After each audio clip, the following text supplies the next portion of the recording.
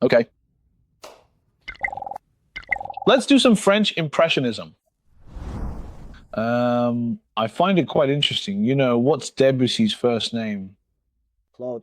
Right. And what's Monet's first name? Claude. These are my two favorite Claudes. Claude. Yeah. And they look so much alike. Incredibly alike. Let's talk a bit about this. Today we're doing Debussy's Clair de Lune. Not Beethoven's. We'll talk about Beethoven later. This is Debussy's Clair de Lune. So what was the background for Debussy? I mean, the era Debussy lived in, which was the 20th century, the early 20th century. At that time, Europe had already explored traditional styles so thoroughly through the Germans and the Russians had really mastered it.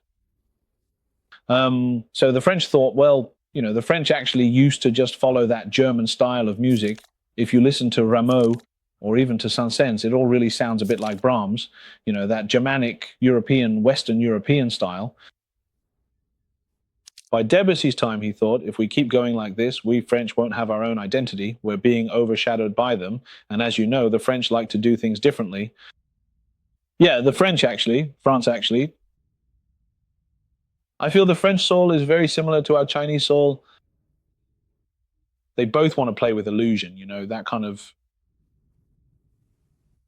dreamlike or not very practical, things born from the imagination. So what to do? Since they'd exhausted European styles, they turned their gaze toward the East.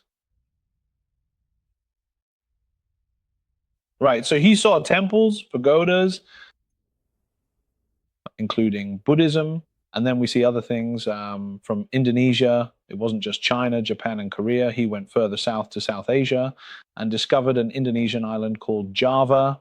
Java? Yes, Java. That island, its music and its rhythms. Besides that, he also looked towards Spain.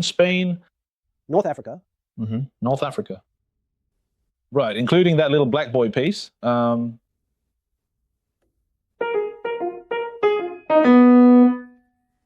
Exploring Africa, and even Ravel eventually started moving toward jazz. The French just wanted to be different, like, we don't want to be like you, right? He's different from Beethoven and Mozart. He's about switching cultures, finding inspiration from the East. So we have such great works.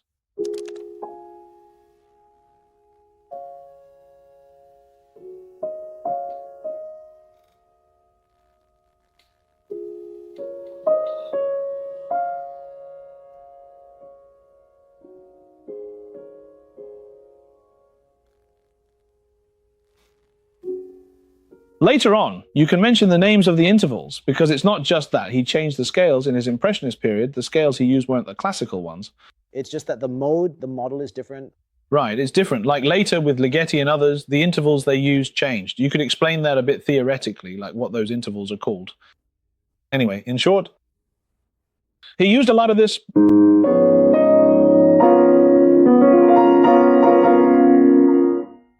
These open intervals, you know, were really important. He completely took many of them, especially with the piano back then, you see, and made them his own style. From the lowest to the highest, he opened up the range. So he was always thinking about how to use these piano intervals to create a different flavor and scale. And then through this, he paints the picture he wants. He's more like a painter.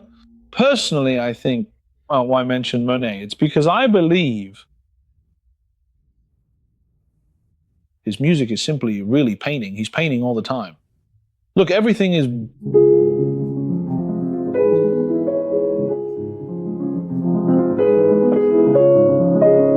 I am a brush. My hand is a brush, you know? Look at my left hand. This isn't just playing piano. It feels like holding a brush, just stroking there. You know, this isn't even playing the piano anymore.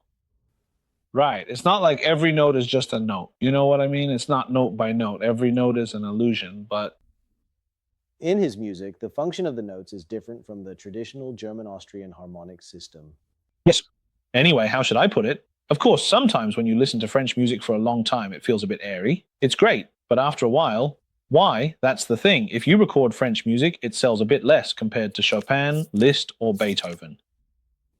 He can't help it. People who like it really love it. But for most people, listening to French music is a bit like watching a French film. It's like an art film. Art house style. Art house, right? An art house style. But it's very effective. However, as for his creativity, you see, the reason I included quite a lot of Saint-Saëns in this French music recording is that Saint-Saëns' works are relatively less mainstream.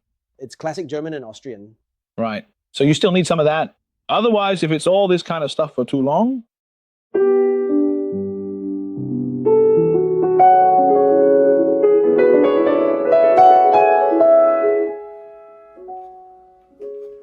I recorded this with the same mindset as when I did the Yellow River Concerto and Son of the Yellow River, because Chinese music has the same issue.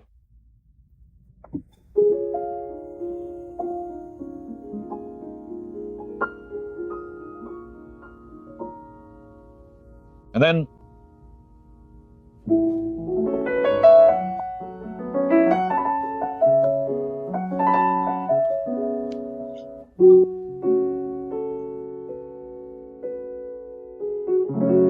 anyway, it's all like that. Like in Moonlit Night on the Spring River, there's a lot of that hazy feeling. Over time, it gets a bit tiresome. So you need something like Yellow River or some more. Some pieces with distinct ethnic characteristics. For example, there's one called Spring Dance, which has a bit of that Western regions feel. And then there's, right, I also played Kucha, the Kucha dance, a dance from the Western regions. So I always say we must showcase our Chinese civilization, these different ethnic groups, all 56 of them, right? We have so many, like the Miao. The Miao dance is another one. It gives me a very different flavor compared to, say, music from the Jiangnan region. And when you compare them, they're completely different. It's wonderful. I really love it. Then you add some Cantonese tunes, right? And so it's the same with French music. If it's all that hazy stuff, after a while, wouldn't it become a bit... It would feel a bit repetitive. Anyway, when you play French music, the most important thing is, for instance, my own weight, well, let's just say I'm not exactly light, but when playing French music, you must feel like a feather. You see what I mean? Whereas when you're playing Russian works, you should feel like a massive mountain.